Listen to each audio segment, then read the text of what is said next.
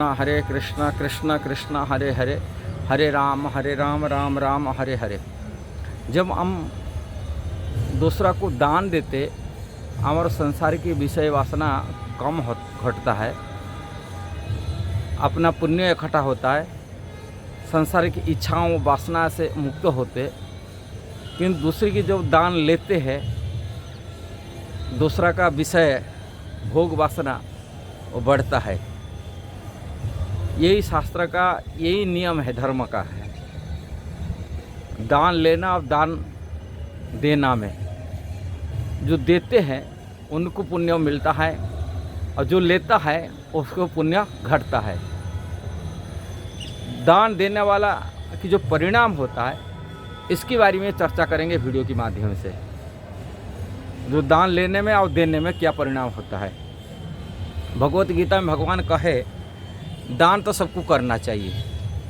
कहाँ ये पवित्र कराता है। यज्ञ दान तपकर्म न त्यज्यम कार्यमेव तत्। यज्ञ दान तपस्सैव पापनानि मनीषिणम।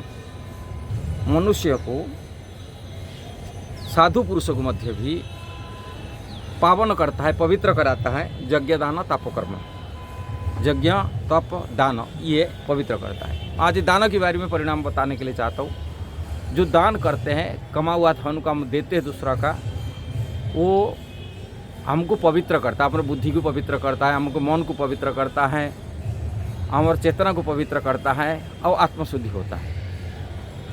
किंतु वही दान यदि हम दूसरा से स्वीकार करते, उनका दान दिया हुआ धन को हम लोग ग्रहण करते, स्वीकार करते, वो उनका कर्मफल हम ऊपर भी आता है।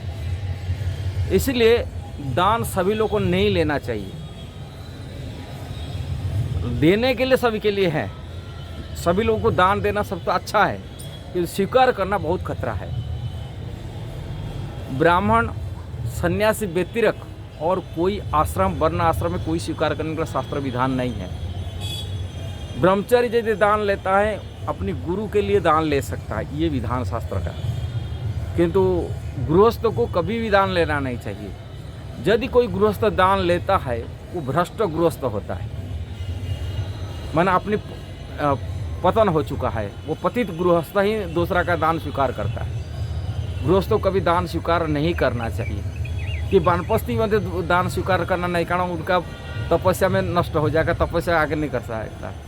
ब्रह्मचर्य जितना दान लेता है, वो गुरु के लिए दान लेके गुरु की सेवा में लगाना चाहिए। और सन्यास को दान ले करके यदि भगवत सेवा में नहीं लगा रहे, कृष्ण भावनामृत प्रचार सेवा में नहीं लगा रहे, सन्यासी के लिए इंद्रिय तृप्ति लगा रहे हैं, वो दान की पैसा में अपनी भोग बढ़ा रहा है, वो भ्रष्ट हो चुका है, पतित हो चुका है। सन्यासी को कभी दान स्वीकार यदि करता है, स्वीकार करने शास्त्र में नियम है, वो दान कृष्ण भावनामृत प्रचार सेवा में लगाना चाहिए।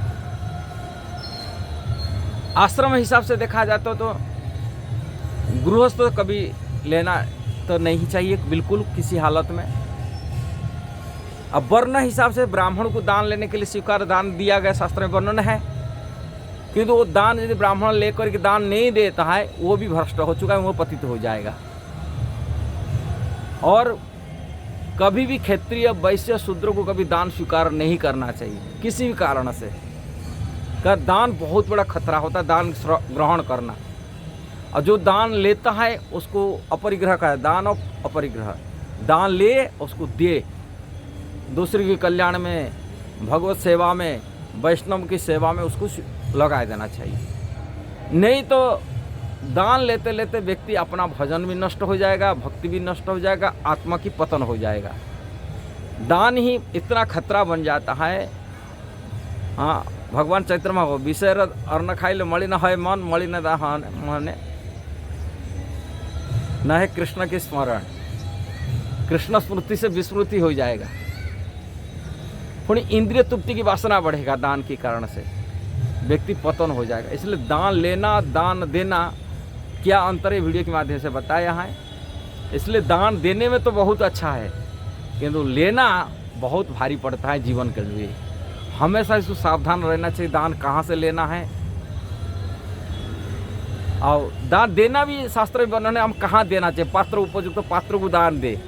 ऐसा दान दे कर कि हम लोग को तमगुणी लोगों को दान दे करके, ऐसा लोगों को दान दे दिए, वो दान वो शराब पीने में लग गया, बीड़ी फूकने में लग गया। दान कैसा देना चाहिए वो काल पात्र भी उन्हें भगवती गीता में कहा है, इसलिए उसमें भी सावधान रहना चाहिए। दान देने में देना तो है किंतु पात्र हिसाब से देना चाहिए, अयोग्य व्यक्ति को दान नहीं देना चाहिए।